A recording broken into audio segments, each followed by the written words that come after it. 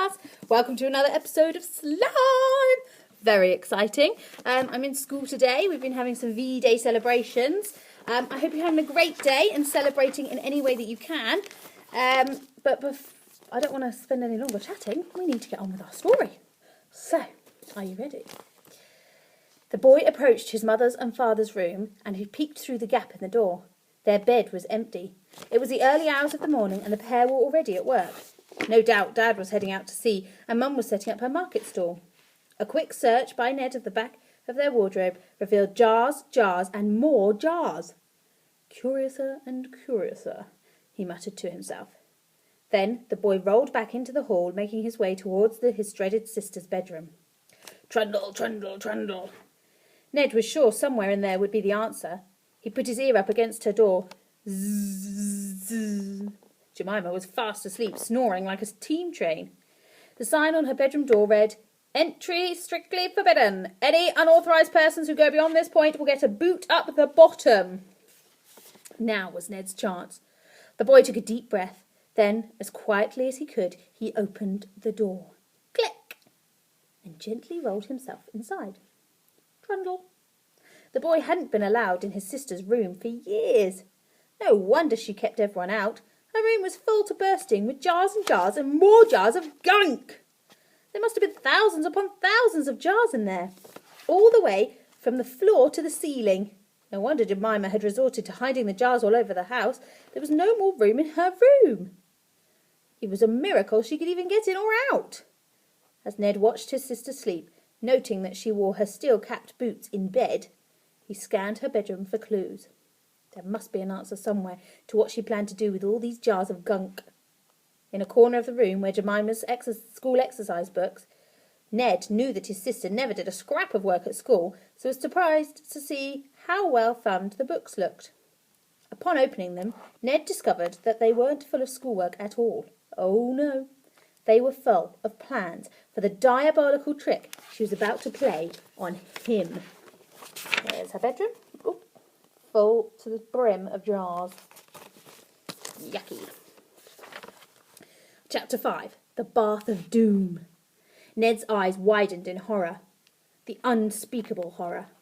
The words and pictures in her books told the story in gruesome detail. So this was what his wicked sister was planning. There were lists, calendars, graphs, diagrams, and even a flick book of how it would all play out. It was called Ned's Birthday Surprise. And it was the boy's birthday.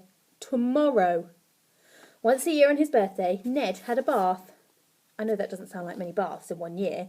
One I myself like to wash at least twice a year, unless I'm already clean and there is no need. Sometimes I lick myself clean like a cat. In the family cottage, there was only enough hot water for one bathful a day. Of course, Jemima always bagsied every drop of hot water for herself. No wonder her parents reeked of fish. The only exception to this rule was on her little brother's birthday. On that special day, Jemima would be forced by her parents to relent and let Stinky Ned have his yearly soak. So the plan was that tomorrow Jemima would fill the bath with all the gunk. Every last drop from every single jar would be emptied until the bath was full to the brim. Then she would squirt bubbles on top of the gunk so Ned wouldn't see the horror that was lurking underneath. The Bath of Doom. There was even a cutaway diagram in her exercise book showing the hidden layer of gunk. Ooh. Does not look nice. Jemima knew her little brother would suspect nothing. This was his birthday treat, after all. Ned would think it was a lovely bath full of warm water and lower himself into it. Then, ugh! He would scream as he was covered from head to toe in gunk. Ned dropped Jemima's book in shock. Thunk! The girl stirred. Ned held his breath. Then she turned over and went straight back to sleep. Taking great care, the boy rolled himself back out of Jemima's bedroom. He had to reverse his wheelchair as with the mountains of jars there wasn't any room to turn around. Trundle, trundle, trundle. Then, disaster. Clunk, clink, clank. The footrest on his wheelchair just clipped one of the jars on the floor. There must have been 50 jars stacked on top of it. Ned reached out, but it was too late. The skyscraper of jars began toppling over. Tipple, topple, topple! The jar at the top was heading straight for Jemima. As it fell through the air, it was as if time sped up and slowed down all at once. Ned caught the jar just as it was a millimetre from thunking his sister on the head. As much as he may have wanted to see his sister thunked on the head with a jar of grumble nosh, whatever that was, sadly now was not the time. It would spoil his surprise, because just at that moment an idea came to him. Ding! An idea so simple it was brilliant. Simply brilliant and brilliantly simple. Brimple. Consult your Williams dictionary for a detailed definition.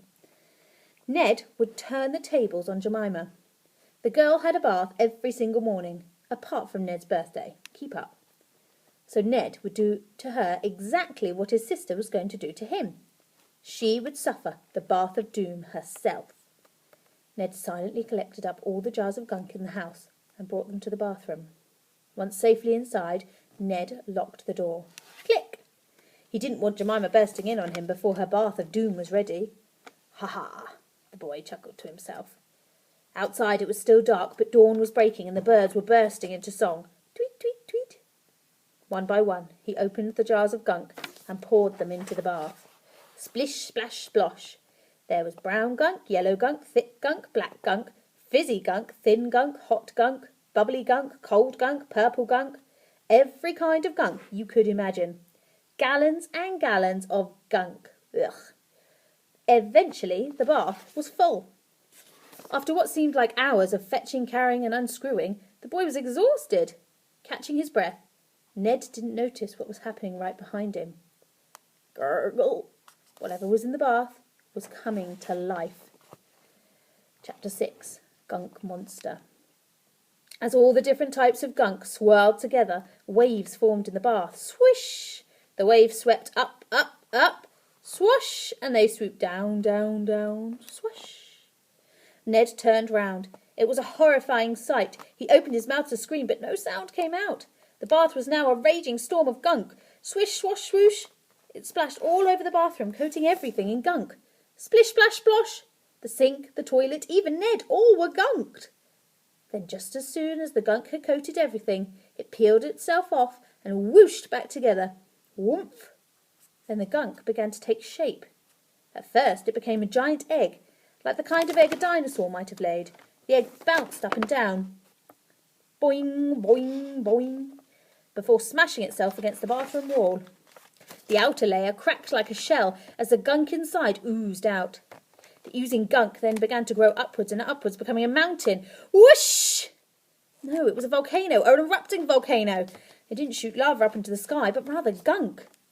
Kaboom! Splurt! It splurted itself all over the bathroom ceiling before oozing back down to the floor to become an elephant. Ooh, it hooted. Elephant noise. Then it became a shark. Chomp, chomp, chomp. No, a bird. Flap, flap. This gunk monster was swimming and flying all at once. Swish, flap, swish, flap. The boy gazed open-mouthed in awe. This was the greatest show on earth, and it was all for him. Next, the gunk monster exploded into thousands of pieces as it became fireworks. Oh, no, exclaimed the boy. What on earth have I done? What the boy had done that day had changed the course of history. Chapter 7. Blobby Blob. In mixing together 1,000 different jars of gunk, Ned had created a brand new matter. Slime. The world would never be the same again. This was big, bigger than big, bigger than biggest, huge among us. It means big. You would know that if you owned a Williams dictionary. As Ned stayed deadly still, the slime began spinning round and round him. Whiz! It was like a tornado of slime. A slime-nado! Open your Williams dictionary under S for a detailed definition. No, thought Ned. I am going to be slimed to death. He shut his eyes and cried, ah! Then the most amazing thing happened. The whirling tube of slime spun up over his head and slapped against the ceiling. Squelch! Then it began oozing down towards the boy. As it did, it began to take shape. Not human shape exactly, more like a blob on top of a blob on top of a blob. It is easier if I show you. It looked like this. A blobby, blobulous blob that was hanging down from the ceiling. A huge, slimy, upside-down face was staring straight back at him. Good morning, it boomed. The boy's eyes darted around the bathroom. There was no one else there. This thing was talking to him. We're going to have to stop there for today. And we're going to have to wait till Monday. Have a wonderful bank holiday weekend. Everyone try to enjoy the sun as much as you can. And stay safe. Make sure you wear a hat if it's really hot. And put on sun cream. So we don't want anyone getting burnt or getting too hot out in the lovely, beautiful sunshine. All right. Have a great weekend, everyone. Look forward to seeing all your work. And bye-bye.